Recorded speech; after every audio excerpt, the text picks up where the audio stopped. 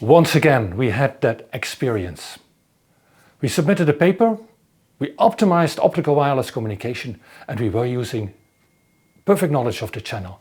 And then of course one of the reviewers asked, but do you have this perfect channel state information? And I think yes, we did.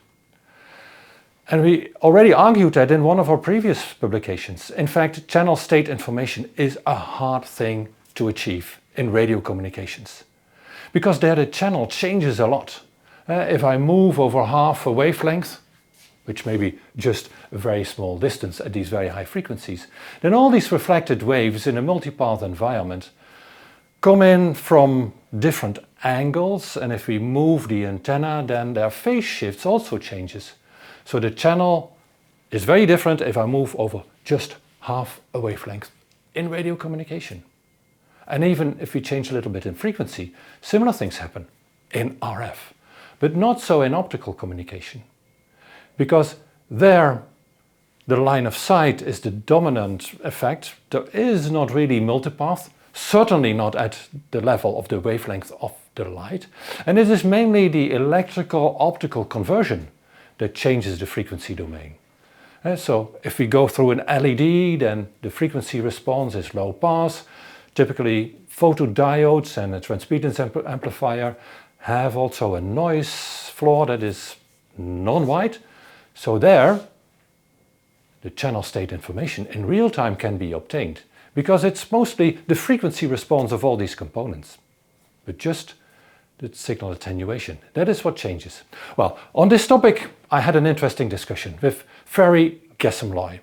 A lot of ideas and concepts migrated from RF to optical wireless communication. And it's okay, migration of science and ideas is good. But sometimes migration overtakes the events. And otherwise we don't understand it because it came from a different domain. My philosophy, my idea is that let's understanding a bit more and then start migrating ideas from other disciplines.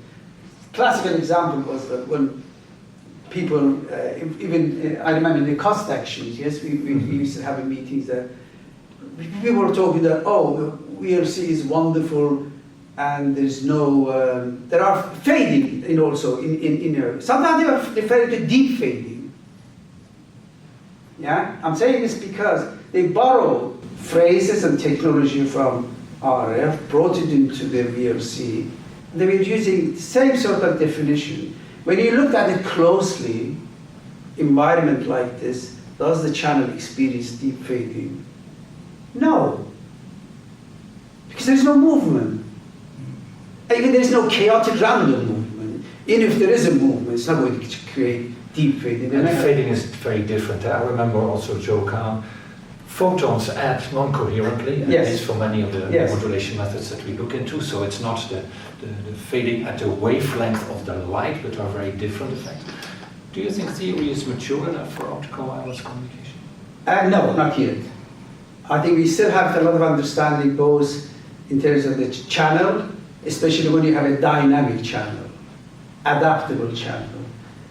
Most of the things what I call them very static channels. Yes, it's been investigated both line of sight and diffuse and so on. That is the key problem with VLC, the mobility. When you introduce the mobility, things are basically needs to be looked at. And are very different from moving half a wavelength. Exactly. What we used to.